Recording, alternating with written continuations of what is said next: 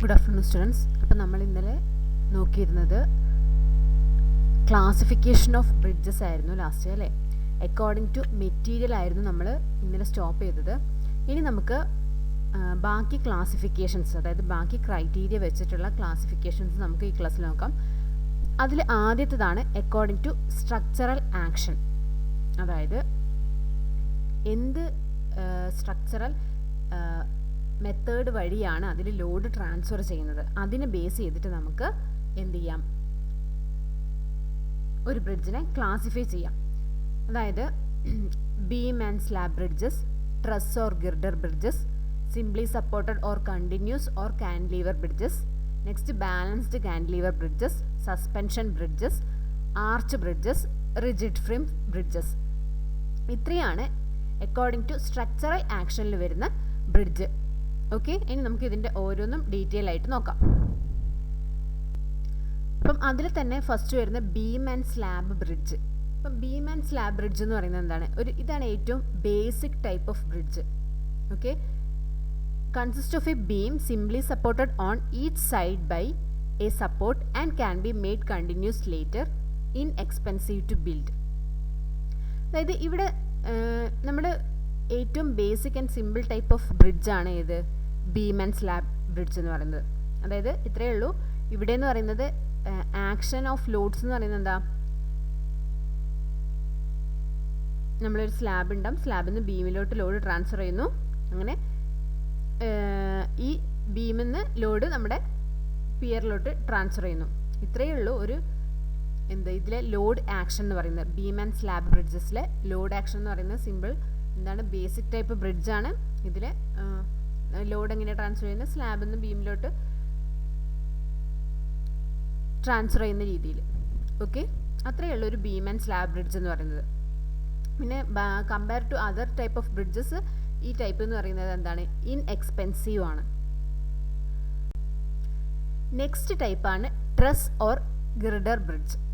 ഇതിൽ ബീംസ് ഒക്കെ എന്തായിരിക്കും? ട്രസ്സുകളായിട്ടായിരിക്കും. കണ്ടില്ലേ, ഇങ്ങനെ ട്രസ്സായിട്ടായിരിക്കും ബീംസ് നമ്മൾ കൺസ്ട്രക്ട് ചെയ്യുക. ഇത് മെയിൻലി നമ്മൾ യൂസ് ചെയ്യുന്നത് സ്പാൻസ് കൂടുതൽ വരുന്നത്, അതായത് 40 to 500 മീറ്റർ വരെ നമുക്ക് ഇതിൻ്റെ സ്പാൻസ് യൂസ് ചെയ്യാം. ഇനി all beams in a truss bridge are straight ആയിട്ടുള്ള ട്രസ്സുകളായിരിക്കും ബീംസ് ആയിട്ട് ഇവിടെ യൂസ് ചെയ്യുന്നത്. Trusses are comprised of many small beams that together can support a large amount of weight and span great distances. ഇതിൻ്റെ main use എന്ന് പറയുന്നത് greater span ഇതിൽ നമുക്ക് യൂസ് ചെയ്യാൻ പറ്റുന്നതാണ്. പിന്നെ ട്രസ് എന്ന് പറഞ്ഞാൽ നിങ്ങൾക്ക് അറിയാമല്ലോ, ട്രസ് എന്ന് പറഞ്ഞാൽ സിമ്പിൾ ചെറിയ എലമെൻറ്റ്സ് കൂട്ടിച്ചേർത്ത്, അതായത് സ്റ്റീലിൻ്റെ ചെറിയ എലമെൻറ്റ്സ് നമ്മൾ കൂട്ടിച്ചേർത്ത് ഉണ്ടാക്കുന്നതായിരിക്കും എന്ത്? ട്രസ് എന്ന് പറയുന്നത്. ഓക്കെ, അപ്പം ആംഗിൾ സെക്ഷനോ ചാനൽ സെക്ഷനോ അങ്ങനെ എന്തെങ്കിലുമൊക്കെ ആയിരിക്കും നമ്മൾ ഒരു ട്രസ് ഓർ ഗിർഡർ ബ്രിഡ്ജസിൽ യൂസ് ചെയ്യുന്നത്. മെയിൻ യൂസ് എന്ന് പറയുന്നത് എന്താണ്? സ്പാന്, ഗ്രേറ്റർ സ്പാനിലാണ് നമ്മളിത് യൂസ് ചെയ്യുന്നത്. നെക്സ്റ്റ് ടൈപ്പാണ് cantilever bridge. The roadway is constructed out from the pier in 2 directions at the same time so that the weight on the both sides counterbalance each other. ഇതിൽ ഇത്രയേ ഉള്ളൂ. ഇപ്പോൾ നമ്മൾ ഈ peer consider ചെയ്യുകയാണെങ്കിൽ ഇതിൻ്റെ മുകളിൽ ഒരു ബീം ഉണ്ട്. ഈ ബീം നമ്മൾ എങ്ങനെയാണെന്ന് വെച്ചിട്ടുണ്ടെങ്കിൽ കാസ്റ്റ് ചെയ്യുന്നത് എങ്ങനെയാണെന്ന് വെച്ചിട്ടുണ്ടെങ്കിൽ, ഇപ്പം ഇവിടുന്ന് ഈക്വലായിട്ട് ഇങ്ങോട്ടും റൈറ്റ് സൈഡിലോട്ടും ലെഫ്റ്റ് സൈഡിലോട്ടും എന്തായിട്ടാണ് ഇത് ആക്ട് ചെയ്യുന്നത്? കാൻഡിലീവർ ആയിട്ടാണ് ആക്ട് ചെയ്യുന്നത്. അപ്പം എന്താ, ഇത് ഇവിടെ ഇപ്പുറത്തോട്ട് വരുന്ന ലോഡും ഇപ്പുറത്തോട്ട് വരുന്നതും കൗണ്ടർ ബാലൻസ് ചെയ്യുന്ന രീതിയിലാണ് എന്ത് ചെയ്യുക, ഇത് നമ്മൾ കൺസ്ട്രക്ട് ചെയ്യാം. അതായത് എന്താണ്, ഒരു കാൻഡിലീവർ ആക്ഷൻ ആയിരിക്കും ഇവിടെ ഉണ്ടാവുക. ഒരു പിയർ അതിൻ്റെ 2 സൈഡിലോട്ടും കാൻഡിലീവർ ബീംസ് പ്രൊജക്റ്റ് ചെയ്ത് നിൽക്കുന്ന പോലെ. ഓക്കെ, അതാണ് കാൻഡിലീവർ ബ്രിഡ്ജ്. നെക്സ്റ്റ് എന്ന് പറയുന്നത് എന്താണ്? സസ്പെൻഷൻ ബ്രിഡ്ജാണ്. ഇതിൽ നമുക്ക് മെയിനായിട്ട് വേണ്ടത് സസ്പെൻഷൻ ബ്രിഡ്ജസിന് നമ്മൾ കേബിൾസ് ആണ് യൂസ് ചെയ്യുക. ഇങ്ങനെ നമ്മൾ കേബിൾസ്, ഇപ്പോൾ ഈ ഫിഗറിൽ കണ്ടില്ലേ, ഇങ്ങനെ കേബിൾ കൊടുത്തിട്ട് കേബിൾസ് ആണ് നമ്മൾ യൂസ് ചെയ്യാം. ഇത് നല്ല ടെൻഷൻ കേബിൾസ് വേണം. Cables R anchored at the abutment. ഇത് നമ്മൾ ഇതിൻ്റെ എൻഡ് സപ്പോർട്ടിൽ, അബട്ട്മെന്റ് എന്ന് പറഞ്ഞാൽ എന്തായിരുന്നു? എൻഡ് സപ്പോർട്ടാണ്. ആ എൻഡ് സപ്പോർട്ടിലോട്ട് നമ്മളങ്ങ് ടൈ ചെയ്ത് വെക്കുകയാണ് ചെയ്യുന്നത്. അപ്പം നമുക്കിതിനകത്ത് ലോങ്ങർ സ്പാൻ യൂസ് ചെയ്യാൻ പറ്റും. പിന്നെ ഇതിൽ എങ്ങനെയാണെന്ന് വെച്ചിട്ടുണ്ടെങ്കിൽ ഈ ടെൻഷൻ കേബിൾസ് വഴിയായിരിക്കും ഇതിൽ ലോഡ്സ് ട്രാൻസ്ഫർ ചെയ്യുന്നത്.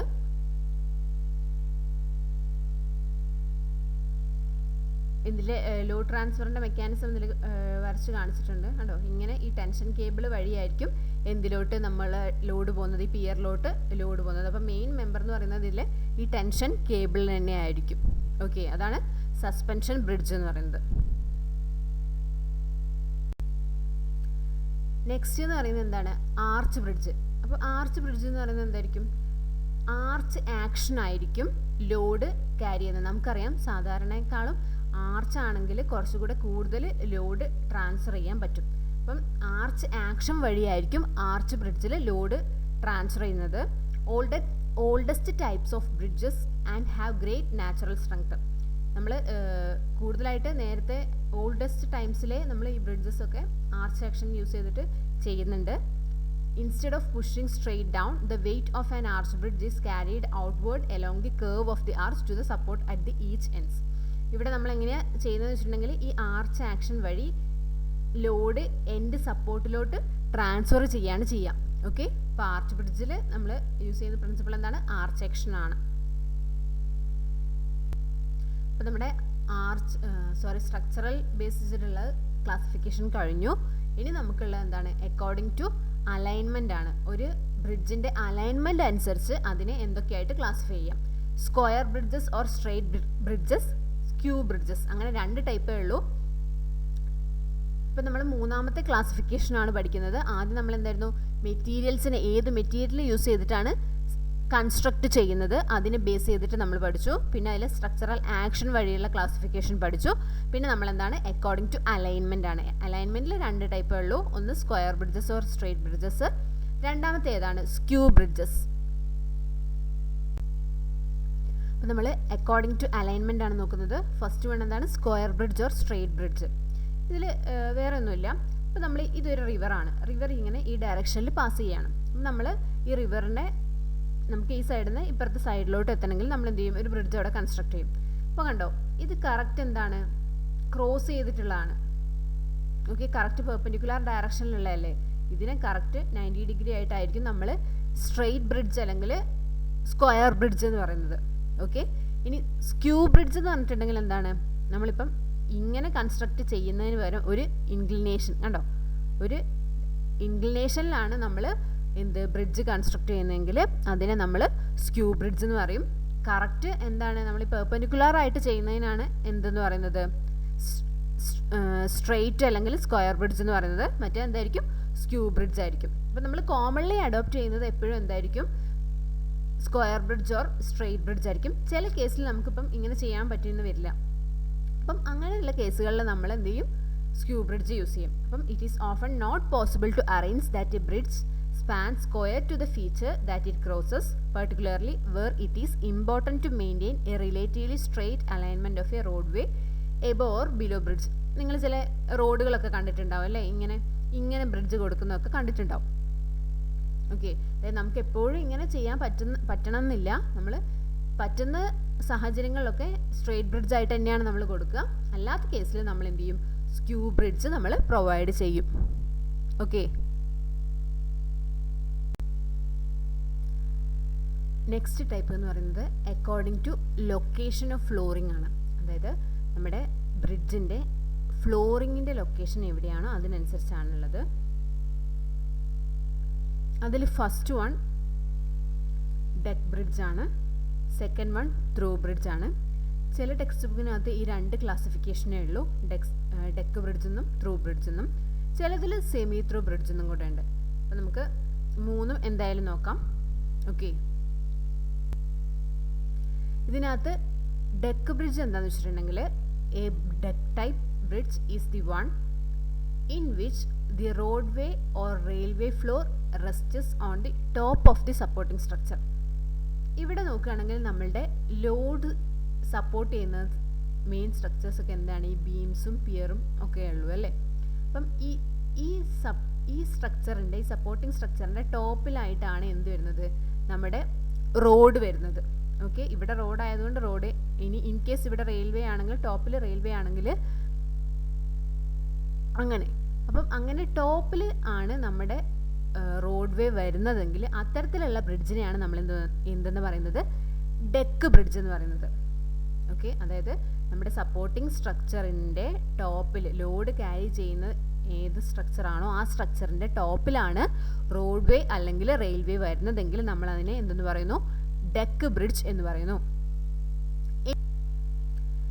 നെക്സ്റ്റ് എന്ന് പറയുന്നത് എന്താണ്, ആർച്ച് ബ്രിഡ്ജ്. അപ്പോൾ ആർച്ച് ബ്രിഡ്ജ് എന്ന് പറയുന്നത് എന്തായിരിക്കും, ആർച്ച് ആക്ഷൻ ആയിരിക്കും ലോഡ് ക്യാരി ചെയ്യുന്നത്. നമുക്കറിയാം സാധാരണയെക്കാളും ആർച്ച് ആണെങ്കിൽ കുറച്ചുകൂടെ കൂടുതൽ ലോഡ് ട്രാൻസ്ഫർ ചെയ്യാൻ പറ്റും. അപ്പം ആർച്ച് ആക്ഷൻ വഴിയായിരിക്കും ആർച്ച് ബ്രിഡ്ജിൽ ലോഡ് ട്രാൻസ്ഫർ ചെയ്യുന്നത്. Oldest types of bridges and have great natural strength. നമ്മൾ കൂടുതലായിട്ട് നേരത്തെ ഓൾഡസ്റ്റ് ടൈംസിലെ നമ്മൾ ഈ ബ്രിഡ്ജസ് ഒക്കെ ആർച്ച് ആക്ഷൻ യൂസ് ചെയ്തിട്ട് ചെയ്യുന്നുണ്ട്. Instead of pushing straight down, the weight of an arch bridge is carried outward along the curve of the arch to the support at the each ends. ഇവിടെ നമ്മൾ എങ്ങനെയാണ് ചെയ്യുന്നതെന്ന് വെച്ചിട്ടുണ്ടെങ്കിൽ ഈ arch action വഴി load end സപ്പോർട്ടിലോട്ട് transfer ചെയ്യാണ് ചെയ്യാം. Okay, അപ്പോൾ ആർച്ച് ബ്രിഡ്ജിൽ നമ്മൾ യൂസ് ചെയ്യുന്ന പ്രിൻസിപ്പിൾ എന്താണ്, ആർച്ച് ആക്ഷൻ ആണ്.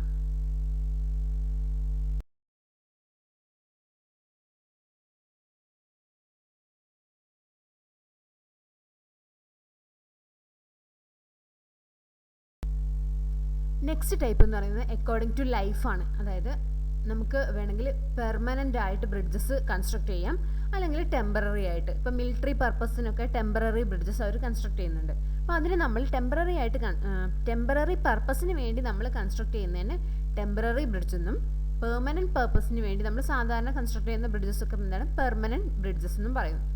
ഇനി അക്കോർഡിംഗ് ടു പർപ്പസ്, അതായത് നമ്മൾ എന്ത് യൂസിന് വേണ്ടിയിട്ടാണ് നമ്മൾ ഈ ബ്രിഡ്ജ് കൺസ്ട്രക്ട് ചെയ്യുന്നതെന്നുള്ളത്. ചിലപ്പം റോഡ് ക്യാരി ചെയ്യാനായിരിക്കും, അല്ലെങ്കിൽ എന്തായിരിക്കും, റെയിൽവേ ആയിരിക്കും. അപ്പോൾ നമുക്ക് പർപ്പസ് അനുസരിച്ച് highway bridges and railway bridges എന്ന് പറഞ്ഞാൽ രണ്ടായിട്ട് ക്ലാസിഫൈ ചെയ്യാം. ഇനി അക്കോർഡിംഗ് ടു IRC എന്ന് പറഞ്ഞാൽ എന്താണ്, ഇന്ത്യൻ റോഡ് കോൺഗ്രസ്. അപ്പം ഇത് IRCനെ ബേസ് ചെയ്തിട്ട് IRCയിൽ നമുക്ക് ഒരു ബ്രിഡ്ജ് ഡിസൈൻ ചെയ്യുമ്പം അതിൽ കുറച്ച് ലൈവ് ലോഡ് കാറ്റഗറീസ് ഉണ്ട്. അതായത് ബ്രിഡ്ജിൽ വരുന്ന ലോഡുകളെ കൺസിഡർ ചെയ്യുന്ന ഫാക്ടേഴ്സ്. അപ്പം അതനുസരിച്ച് നമ്മൾ എന്ത് ചെയ്യും, ബ്രിഡ്ജിനെ നമ്മൾ class A loading bridge, class A loading bridge, class B loading bridge, ഇങ്ങനെ മൂന്നായിട്ട് ക്ലാസിഫൈ ചെയ്യുന്നുണ്ട്. Okay, class A, class B അങ്ങനെ മൂന്നായിട്ടാണ് ക്ലാസിഫൈ ചെയ്യുന്നത്. അപ്പം ഇത്രയാണ് നമ്മുടെ ക്ലാസിഫിക്കേഷൻസ് ഓഫ് ബ്രിഡ്ജസിൽ വരുന്നത്. ഓക്കെ, നമ്മൾ ക്ലാസിഫിക്കേഷൻസ് ഒക്കെ കഴിഞ്ഞു. ഇനി നമ്മൾ നോക്കുന്നത് എന്താണെന്ന് വെച്ചിട്ടുണ്ടെങ്കിൽ survey plans and documents to be prepared for a bridge project as per IRC. അതായത് IRC സ്റ്റാൻഡേർഡ് പ്രകാരം നമ്മളൊരു ബ്രിഡ്ജ് പ്രോജക്റ്റ് നമ്മൾ ചെയ്യാൻ പോവുകയാണ്. അപ്പോൾ നമ്മൾ എന്തൊക്കെ പ്ലാൻസ്, എന്തൊക്കെ റിപ്പോർട്ട്സ് അല്ലെങ്കിൽ ഡോക്യുമെൻറ്റ്സ് ആണ് നമ്മൾ സബ്മിറ്റ് ചെയ്യേണ്ടത് ഇനീഷ്യലി, അതാണ് നമ്മൾ നോക്കുന്നത്.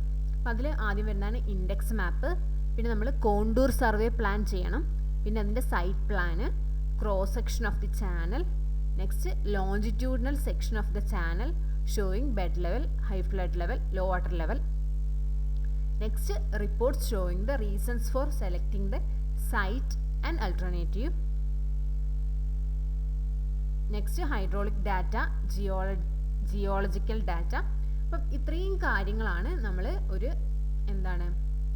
ഒരു ബ്രിഡ്ജ് കൺസ്ട്രക്ട് ചെയ്യുന്നതിന് മുന്നേ നമ്മൾ ചെയ്യേണ്ട ഡോക്യുമെൻറ്റ്സ്. ഓക്കെ, ജസ്റ്റ് ഇതിൻ്റെ നെയിംസ് നിങ്ങൾ അറിഞ്ഞിരുന്നാൽ മതി എന്തൊക്കെയാണെന്നുള്ളത്. നെക്സ്റ്റ് എന്ന് പറയുന്നത് selection of site for construction of bridge. നമ്മൾ ഒരു ബ്രിഡ്ജ് കൺസ്ട്രക്ട് ചെയ്യാൻ വേണ്ടി നമ്മൾ സൈറ്റ് സെലക്ട് ചെയ്യുമ്പം അതിന് എന്തൊക്കെ കാര്യങ്ങൾ നമ്മൾ കൺസിഡർ ചെയ്യണം, സൈറ്റ് സെലക്ഷനിൽ കൺസിഡർ ചെയ്യേണ്ട കാര്യങ്ങൾ എന്തൊക്കെയാണെന്നാണ് നമ്മൾ നോക്കുന്നത്. അതിൽ ഫസ്റ്റ് വൺ മിനിമം, നമ്മളിത് ഡീറ്റെയിൽ ആയിട്ട് ഓരോന്നായിട്ട് നോക്കും. ഇപ്പോൾ ജസ്റ്റ് ഇതൊന്ന് പറഞ്ഞു പോകുന്നേ ഉള്ളൂ. Minimum width, good foundation, straight reach and firm banks, square alignment ആയിരിക്കണം, confluence of tributaries, straight approaches, availability of sufficient free board, water way, velocity of flow, availability of materials and labour, easy diversion for the stream. അപ്പം ഇത്രയും കാര്യങ്ങളാണ് നമ്മൾ ഒരു site select ചെയ്യുമ്പോൾ നമ്മൾ നോക്കേണ്ടത്. അത് ഓരോന്നും നമ്മൾ ഡീറ്റെയിൽ ആയിട്ട് നോക്കും. Okay, next straight approaches. Straight approaches are necessary at 15 meter on either side. അതായത് സ്ട്രെയിറ്റ് ആയിട്ടുള്ള നദി എന്ന് പറയുന്നത് കറക്റ്റ് സ്ട്രെയിറ്റ് ഒരു 15 മീറ്ററെങ്കിലും സ്ട്രെയിറ്റ് ആയിട്ട് ഒഴുകുന്ന സ്ഥലത്തായിരിക്കണം നമ്മൾ കൂടുതൽ നമ്മുടെ സൈറ്റ് പ്രിഫർ ചെയ്യേണ്ടത്. അടുത്ത availability of sufficient free board. Free ബോർഡൊക്കെ എന്താ നിങ്ങൾ കറക്റ്റ് പഠിച്ചിട്ടുണ്ടാവുമല്ലോ അല്ലേ ഓൾറെഡി. അതായത് നമുക്ക് വെള്ളം കയറാതിരിക്കാനുള്ള കുറച്ച് സ്പേസ്, അതായത് മാക്സിമം ഫ്ലഡ് ലെവൽ ഉണ്ടാവും. അത് കഴിഞ്ഞിട്ട് നമ്മൾ കുറച്ച് ഫ്രീ ബോർഡ് കൊടുത്തതിന് ശേഷമേ നമ്മൾ ഇത് കൊടുക്കുള്ളൂ, നമ്മുടെ ബ്രിഡ്ജ് കൺസ്ട്രക്ട് ചെയ്യുള്ളൂ. അപ്പം സഫിഷ്യൻ്റ് ആയിട്ട് എന്ത് വേണം, ഫ്രീ ബോർഡ് കൊടുത്തിട്ടുണ്ടായിരിക്കണം. Next water way. Minimum obstruction to natural water ways. ഇപ്പം നാച്ചുറൽ വാട്ടർ വേ ഒക്കെ അവിടെ കൊടുക്കുന്നുണ്ടെങ്കിൽ അതിന് ഒബ്സ്ട്രക്ഷൻസ് ഒന്നും ഉണ്ടാവാൻ പാടില്ല. നെക്സ്റ്റ് എന്ന് പറയുന്നത് എന്താണ്, വെലോസിറ്റി ഫ്ലോ. അപ്പം നമ്മളുടെ ഇത് കൺസ്ട്രക്റ്റ് ചെയ്യുമ്പം ഈ നദി കറക്റ്റായിട്ട് ഒഴുകിപ്പോകുന്നില്ല എങ്കിൽ, ഇതിൻ്റെ കൺസ്ട്രക്ഷൻ കൊണ്ട് അവിടെ എന്തെങ്കിലും ഈ ഒഴുക്കിന് തടസ്സം വന്നിട്ടുണ്ടെങ്കിൽ അവിടെ എന്തുണ്ടാവും, സിൽറ്റിങ്. അതായത് ഇപ്പം നമുക്കറിയാം നദിയിൽ എന്തുണ്ടാവും, കുറേ പാർട്ടിക്കിൾസ് ഒക്കെ ഉണ്ടാവും അല്ലേ, സെഡിമെൻറ്റ്സ് ഉണ്ടാവും. ഈ സെഡിമെൻറ്റ്സ് ഒക്കെ ഡിപ്പോസിറ്റ് ചെയ്യപ്പെടാനുള്ള സാധ്യതയുണ്ട്. അപ്പം കറക്റ്റ് വെലോസിറ്റി ഇല്ലെങ്കിൽ എന്താവും, അവിടെ അത് കൂടുതലായിട്ട് ഡിപ്പോസിറ്റ് ചെയ്യും. ഇനിയിപ്പം വെലോസിറ്റി ഭയങ്കര കൂടുതലാണെന്ന് വിചാരിച്ചോ, വെലോസിറ്റി ഭയങ്കര കൂടിക്കഴിഞ്ഞാൽ എന്ത് സംഭവിക്കും, അവിടെ സ്കോറിങ് ഉണ്ടാവും. അങ്ങനെ എന്ന് പറഞ്ഞാൽ എന്താണ്, നമ്മുടെ ഓൾറെഡി ഉള്ള മണ്ണിനെ കൂടെ അങ്ങ് ഒഴുക്കിക്കൊണ്ട് പോവുക. അപ്പം ഇങ്ങനെ രണ്ട് കണ്ടീഷനും ഉണ്ടാവാൻ പാടില്ല. കറക്റ്റായിട്ടുള്ള വെലോസിറ്റി ആയിരിക്കണം, അതായത് സ്കോറിങ്ങും ഉണ്ടാവാൻ പാടില്ല, ഡിപ്പോസിഷനും ഉണ്ടാവാൻ പാടില്ല. അപ്പം നമ്മൾ കറക്റ്റ് വെലോസിറ്റിയിൽ നദിക്ക് ഒഴുകാൻ പറ്റുന്ന റീജിയനിലായിരിക്കണം നമ്മൾ ഈ സൈറ്റ് നമ്മൾ പ്രിഫർ ചെയ്യാൻ വേണ്ടിയിട്ട്. Next availability of materials and labour. നമ്മളിപ്പം ഒരുപാട് നമുക്ക് മെറ്റീരിയൽസ് ഒന്നും അവൈലബിൾ അല്ലാത്തൊരു കേസിൽ സൈറ്റിലാണ് നമുക്ക് വർക്ക് ചെയ്യാന്ന് പറഞ്ഞാൽ ബുദ്ധിമുട്ടാണല്ലേ. അപ്പോൾ നമ്മൾ എന്തും കൂടെ ചെക്ക് ചെയ്യണം, നമുക്ക് മെറ്റീരിയൽസും ലേബറൊക്കെ അവൈലബിൾ ആണോ എന്നും കൂടെ നമ്മൾ ചെക്ക് ചെയ്യണം. Next easy diversion of stream. സ്ട്രീമിനെ ഡൈവേർട്ട് ചെയ്യാൻ വേണ്ടിയിട്ട് എന്ത് ചെയ്യണം, കറക്റ്റ് സ്പേസുകൾ ഉണ്ടായിരിക്കണം അവിടെ. ഓക്കെ, അപ്പം ഇത്രയുമാണ് നമ്മുടെ factors affecting the site location.